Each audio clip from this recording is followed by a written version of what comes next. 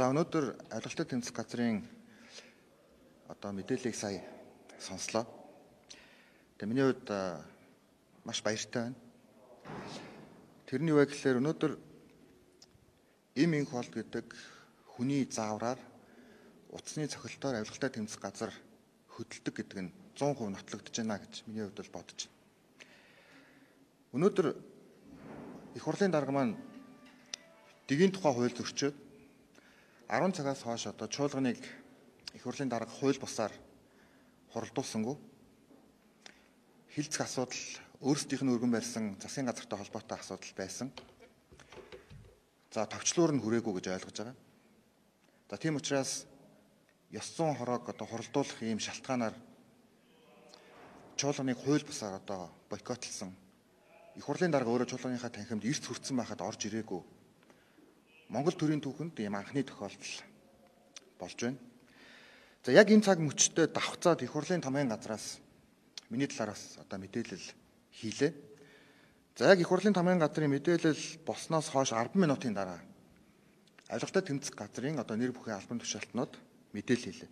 За мэдээлэл нь нэг ч хүний нэрийг хэлж болохгүй шалгагдаж байгаа. Гэхдээ ганцхан оюун эрдэнэ гэдэг хүн холбогдсныг бол бид нар зарлж байна гэж. За улсын хурлын нэр бүхий гишүүд, засгийн газрын нэр бүхий гишүүд, улс төрд нөлөө бүхий этгээдүүд, улс төрд нөлөө бүхий этгээдүүд, улс төрд нөлөө бүхий этгээдүүд, тэдний хамаарал бүхий этгээдүүд жижиг дунд үйлдвэрлэлийг хөгжүүлэх сангаас нөлөөгөө ашиглаад, эрх мэдлээ уруулан ашиглаад зээл авсан эсэх асуудлыг бол нэгтлэн шалгаж байгаа. Энэ шалгах ажиллагаанд бол хэргийн талаар хүн бүрийн үйлдэл тус бүрийн талаар дэлгэрэнгүй мэдээлэл өгөх боломжгүй. Энэ шалгах ажиллагаанд бол хэргийн талаар хүн бүрийн үйлдэл тус бүрийн талаар дэлгэрэнгүй мэдээлэл өгөх боломжгүй. Дэлгэрэнгүй мэдээлэл өгөх боломжгүй. Энэ Монгол Улсын эрүүн хэргийн шийдвэрлэх хууль зааснаар мөрдөн шалгах ажиллагааны нууцлалыг хангах үүрэгтэй. Прокурорын байгууллагаас бол ямар хэмжээнд энэ хэргийн талаар мэдээлэл өгч болох зөвшөөрлийг өгсөн тохиолдолд мэдээллийг бид өгч болж байгаа. Тэгээд улсын хурлын гишүүн оюун эрдэнэтэй холбоотой хэрэг шалгаж байгаа эсэх талаар та бүхэн сонирхож байна. Энэ хүний нэр төр албан тушаалтай холбогдуулж энд бас ярих боломжгүй. Гэхдээ энэ хүний хамаарал бүхий этгээдүүд нь жижиг дунд үйлдвэрлэлийг хөгжүүлэх сангаас зээл авсан асуудал шалгаж байгаа.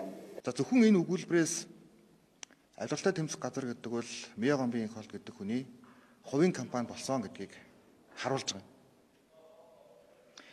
За би олон удаа ярьж байсан. Авилгалтай тэмцэх газар дээд зэрэгээр улс төрчдөг байгууллага болсон гэж.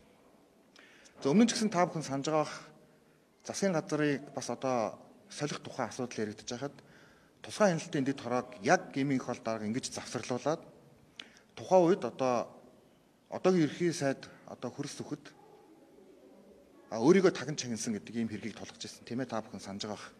Яг өнөөдөр энэ сценаар давхцаж байна гэж бодож байна. Тэгээ авилгалтай тэмцэх газар 60 тэрбумтай холбоотой асуудал болохоор дув дугаа алга болдог. Чингис Самура бондтой холбоотой асуудал болохоор дув дугаа алга болдог. Хөгжлийн банктай холбоотой асуудал яригдахлаар дув дугаа алга болдог. Нүүрсний мөрөгцөг алга болсон тухай асуудал ярихлаар дув дугаа алга болдог.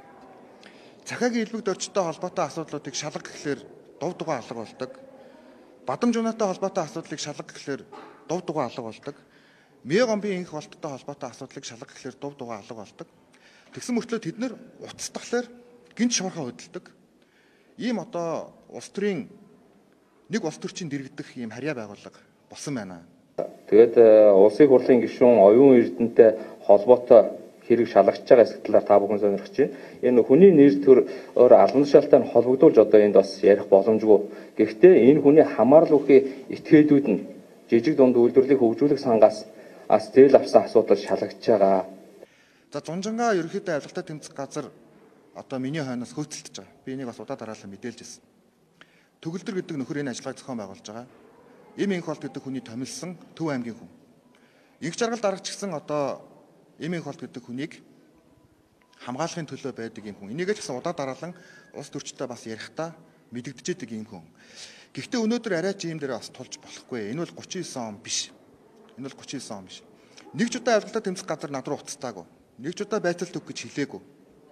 Гэтэл өнөөдөр яг энэ улс төрийн ийм одоо халуун уур амьсгалтай ийм асуудал болж байхад зөвхөн намайг нэрлэнэ гэдэг бол энэ бол хэд одоо ус төрчихсөн ийм үйл явдлаа гэж миний хувьд бол бас харж байна. За би тэгээ албан ёсоор хэлье. Надтай болон миний одоо хамаарал бүхий этгээдтэй холбоотой нэг ч хүн жижиг дунд үйлдвэрээс зээл аваагүй, авахчгүй. Би нэг ч компанид дэмжсэн бичиг өгөөгүй. Тэгэхээр над дээр ийм асуудал үүсэж байна гэдэг бичиг өгсөн.